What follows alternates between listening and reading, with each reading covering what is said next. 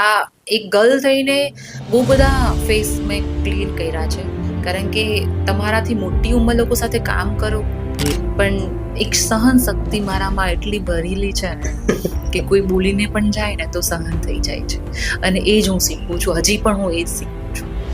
અઘરી વસ્તુ છે આર્ટ ફિલ્ડમાં, એ બી ગર્લ રીતે કામ કરવું, અને કોર્પોરેશન્સમાં આવવું એ આખું યુટર્ન બી અલગ છે. આપણું જ્યારે લોકડાઉન હતું, બધા ઘરમાં લોકડાઉન હતા, અને એવું એક દિમાગમાં આવ્યું, હું બાલ્કનીમાં ઊભી હતી ને તો રોડ સેનિટાઈઝ કરી આપ્યો આખું સાફ સફાઈથી લઈને. મારા ઘરની નીચે કોવિડને લગતી 70 ફીટની મોટી રંગોળી છે, પેઇન્ટિંગ્સ કહેવાય, રોડ ઉપર ડામર ઉપર મેં કરી દીધું. એ જે મારો મેસેજ જે બધા લોકો સુધી પહોંચ્યો છે ને, નેક્સ્ટ લેવલનો પહોંચ્યો છે, કારણ કે કંઈ હતું નહીં બતાવવામાં ન્યૂઝવાળા લોકોને. તો એ મારી જે ફર્સ્ટ પેઇન્ટિંગ હતી જે રોડ ઉપરની, એ બહુ જ વાયરલ થઈ કે મારો પેઇન્ટિંગ્સ જોવા માટે ત્યારે કુમારભાઈ આવી ગયા હતા, ત્યારે